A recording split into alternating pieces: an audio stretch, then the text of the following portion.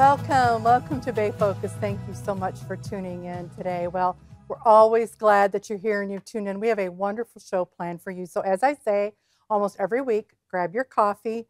We are ready to go. This is going to be such an encouraging and inspirational show for you. In just a few moments, you're going to meet our special interview guest today, Julie Riga, who is a leadership coach, and she has co-authored a book. She's also a podcast host. We're going to tell you about that. But she co-authored a book with her late father, Ennio Riga, who was a master chef to the stars. And I mean a lot of famous people. And we are going to tell you about some of the people that he interacted with. But his story as an immigrant coming from Italy and going through World War II Italy and coming to America, and all that he encountered is riveting and so many wonderful life lessons in it. And Julie's going to share with us more about that book in just a few moments. But before we do, Alyse Nicole, our reporter for Bay Focus, has been out in the community again, and she's going to update us on the Florida Dream Center, one of our favorite ministries here in the Tampa Bay area that we have featured on Bay Focus. They do so much to help people get out of homelessness into self-sufficiency, and they've had some exciting things happen lately. Let's take a look. Here's Alyse.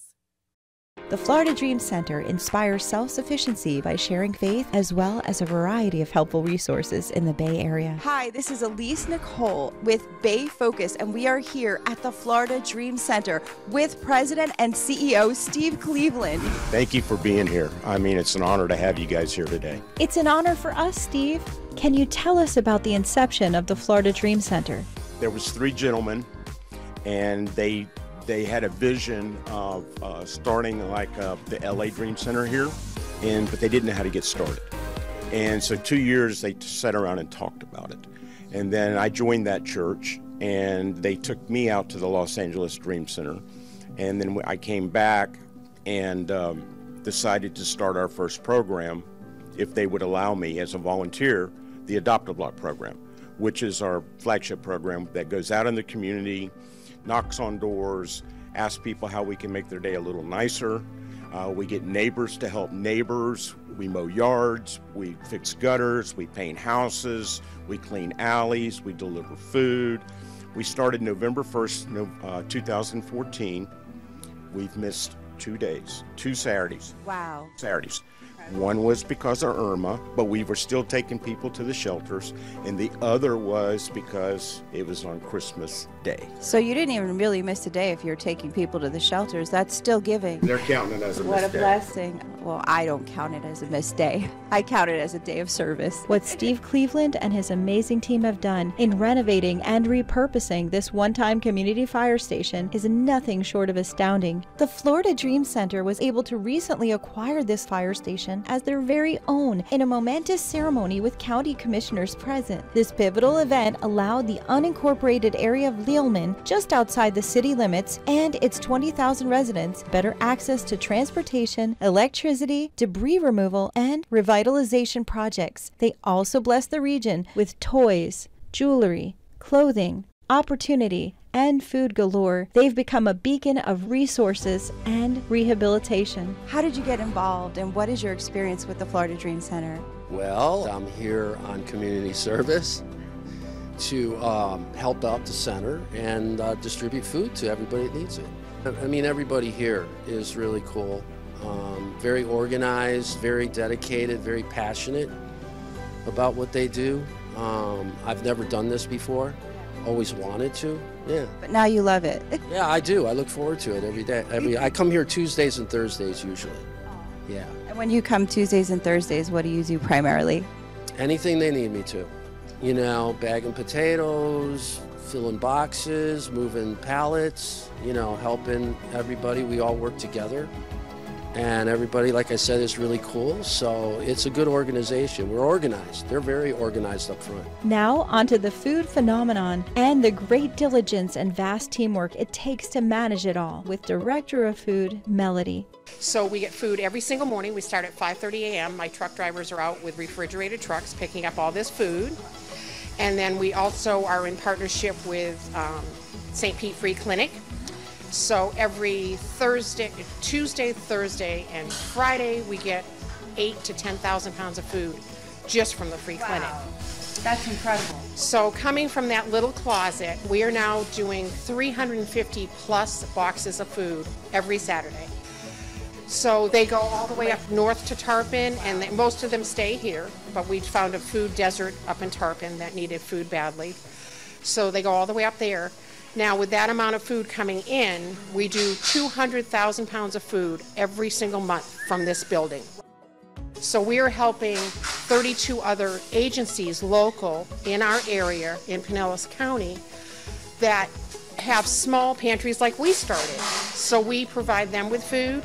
We go out to the little senior mobile home parks because they can't, and we have 2 veterans apartment administrative buildings.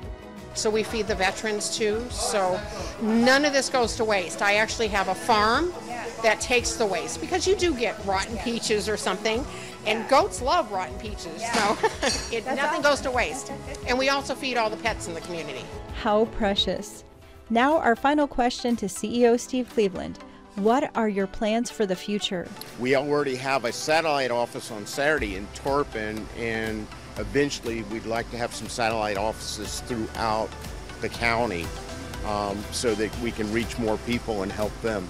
A lot of people need help. Our seniors need help, single moms, even single dads, and even a married couple need help. I mean, we run into that all the time, that they need help. And most of it's temporary help, not permanent, but so we want to lend that hand to keep everybody healthy, happy, and being in their home. To find out ways you can volunteer or donate, go to floridadreamcenter.org. Thank you so much, Alyse. Wow, what an awesome ministry. And thank you, Florida Dream Center, for having us come as well. Well, we're going to change directions today. As promised early in the show, we have a very special guest with us today, and her name is Julie Riga. She is a leadership coach, motivational speaker, podcast host, author, and there are literally more titles to her name. But that's the ones I hope you'll remember because she's extremely, extremely interesting person. And I got the opportunity to meet her, and through actually Alyse, who you just saw on the show. Alyse Nicole and Julie have been friends for many, many years. Welcome, Julie, to the show. Great to have you on Bay Focus. Wonderful. Thank you for having me. And I want to say, before we get talking, we are going to be featuring a book she co-authored with all my little notes in it called Stay on Course, The Life and Legacy of Ennio Riga, Chef to the Stars. And he just happens to be Julie's dad, who passed away a few years ago, but she has absolutely capsulized his legacy in this book. You are going to be riveted by this, so you need to stay tuned. But before we get into the book and find out who the stars were that he was a chef to, because I know that's what you want to know, there's something that you said, Julie.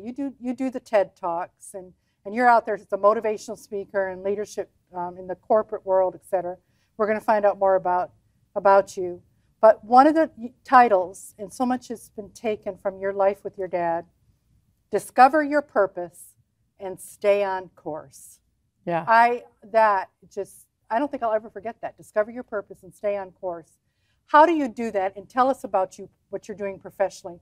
How do you get that message out? And how do you do it? What are you doing to do that? Thank you. So I'm a leadership coach, and what I do is I help people really dig deep into understanding what their personal purpose is and their passion. Yeah. Because I believe, as my father taught me, that if you love what you do, you will never work a day in your life. And now we have to work a lot of years.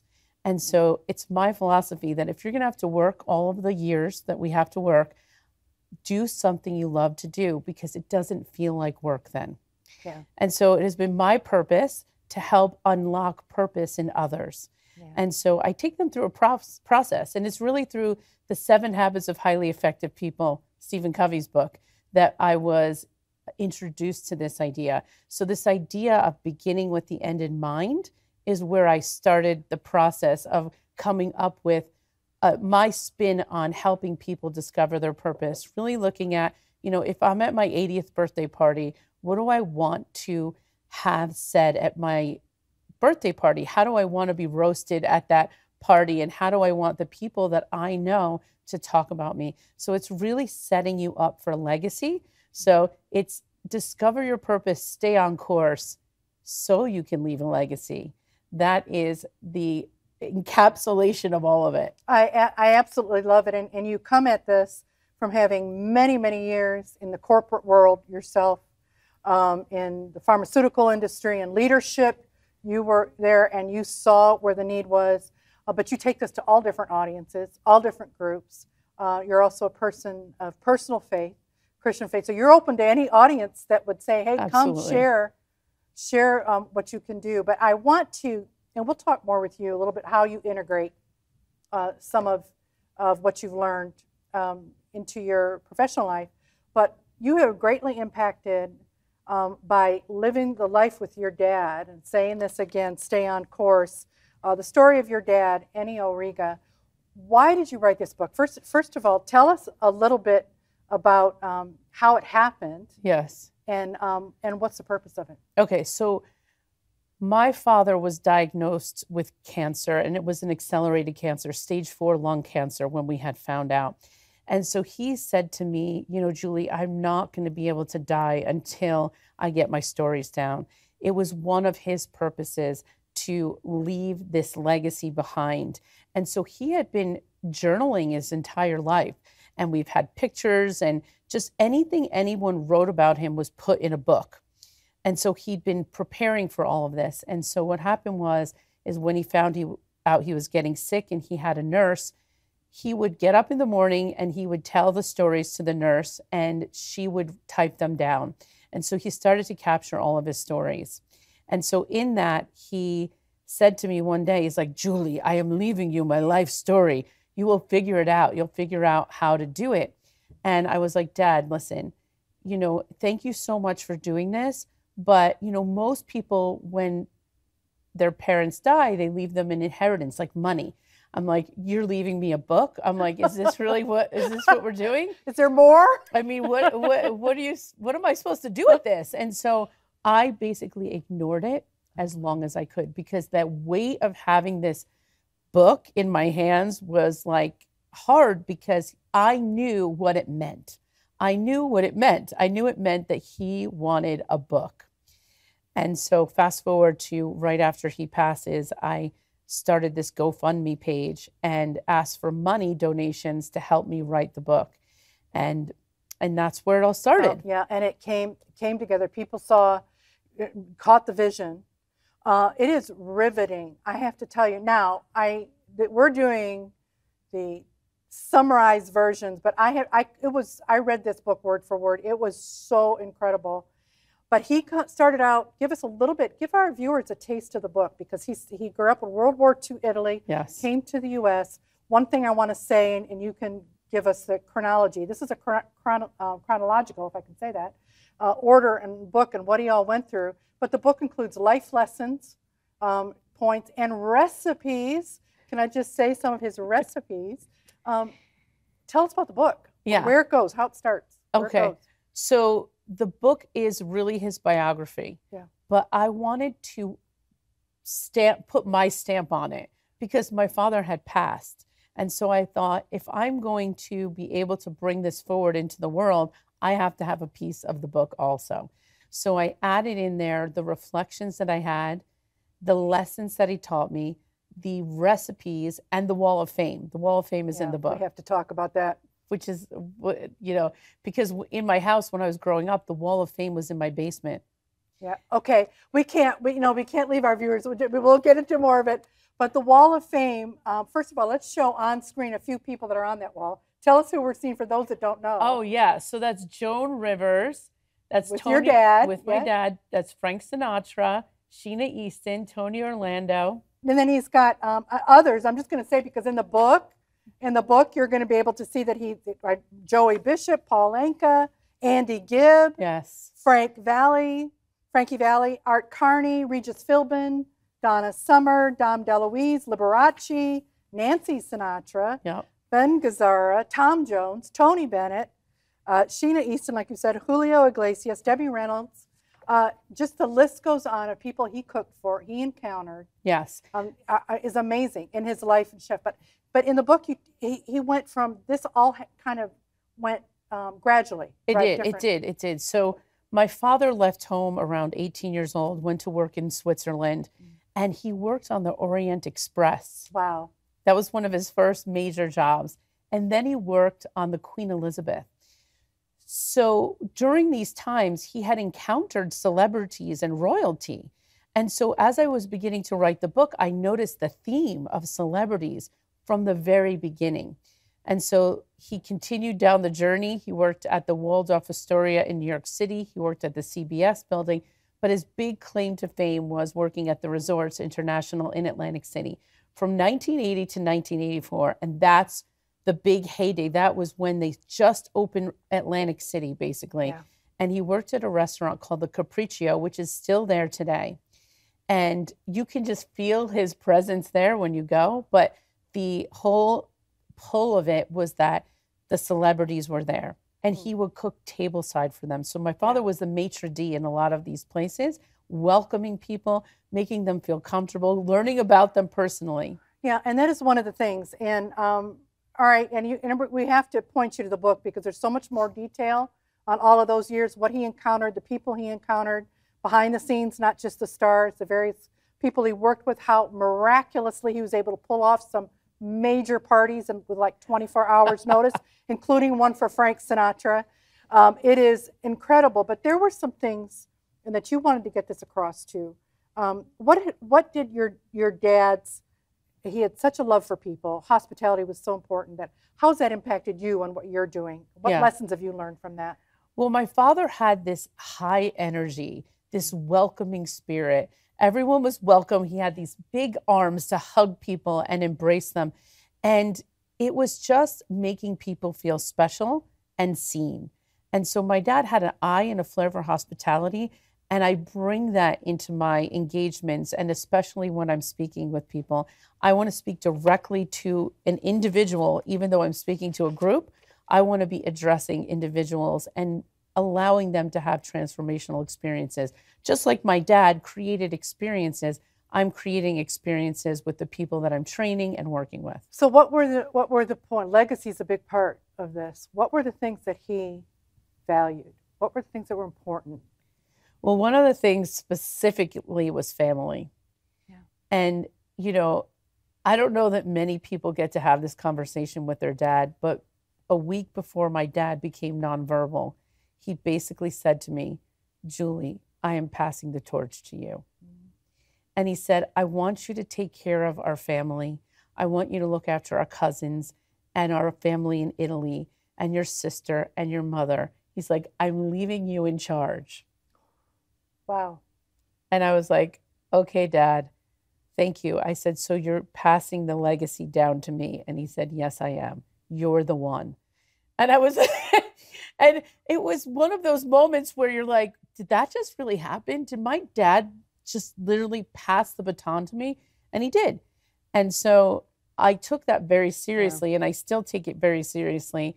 And I realized that through this journey, the people that had spoken to me about my dad gave me information that I didn't have about him, because my dad was working a lot. Yeah, I was going to say, you were, and you know, he was working a lot. He was still a wonderful father there for you, but it was like you were like watching his life too from the gallery, you know, just kind of watching other. All right, so he valued family. Yes. Was there anything else that he would want? Faith. And faith. I want you to share that, because he was a man of faith. He was a man of faith. He passed that to you. Yes, yes. I want to read one quote. Okay.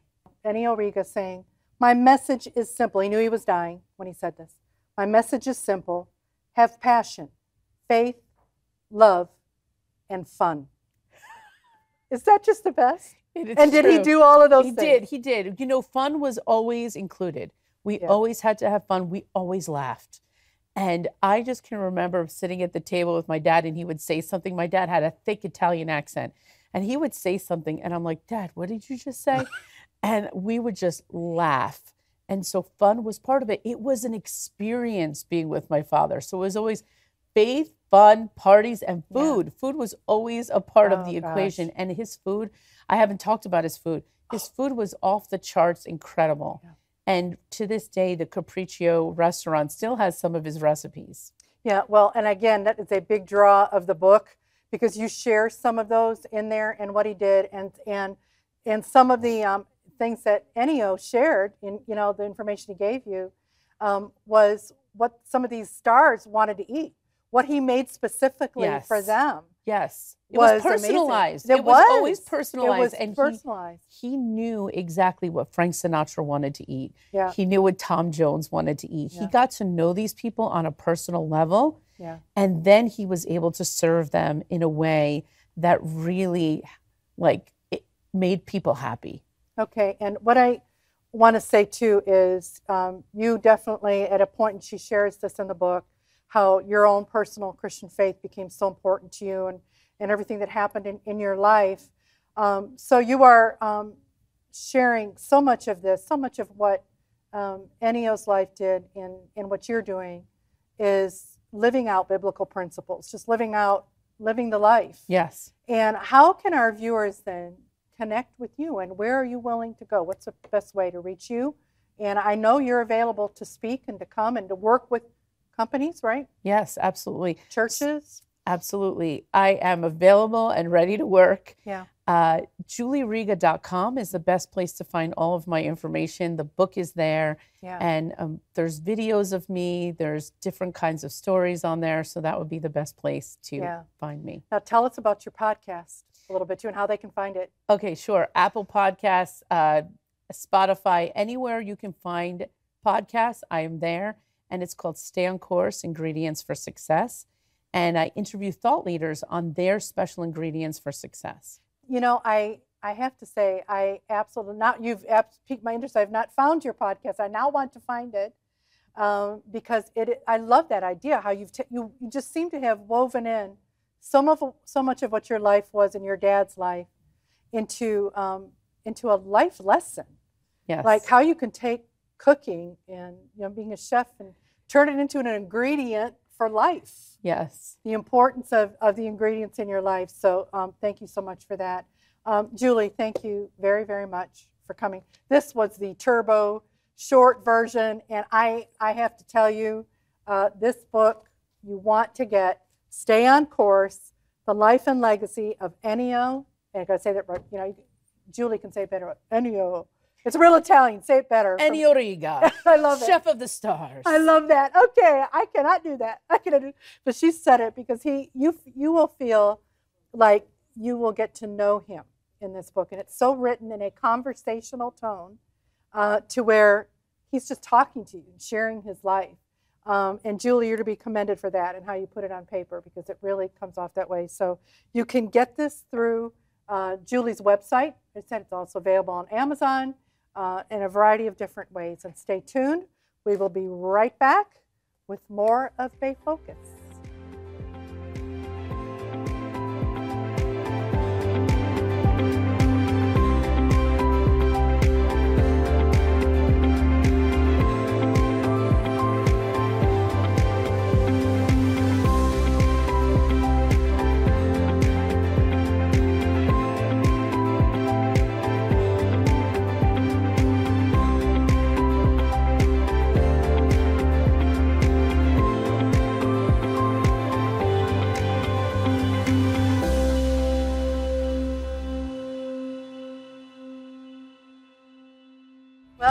Welcome to Bay Focus. Thank you so much for tuning in.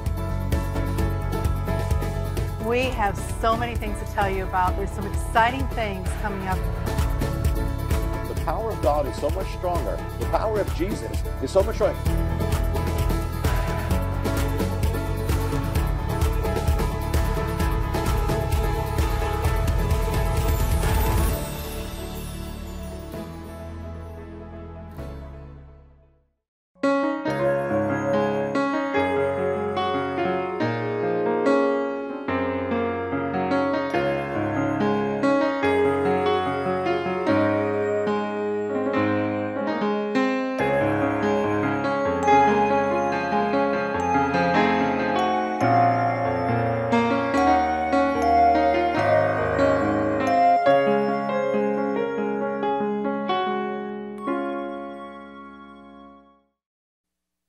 Well, I know you've enjoyed this interview with Julie Riga, and I have asked Julie to share with us some of the closing thoughts in her book about her dad on what really staying on course meant.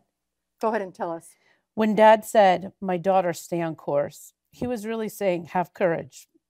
Life is going to knock you down time and time again. Gosh. Yeah, But get back up and keep on going. Have faith. There's a bigger purpose. Be real with people. Let them see you. Develop your talents. Excel at what you do. Develop a passion for service. Have fun on the journey and be present. And be a leader. Leadership is about service. What sustains the heart of a leader is developing and nurturing the next generation of leaders. My dad's life extends and lives on timelessly through generations to follow. Wow. Thank you, Julie.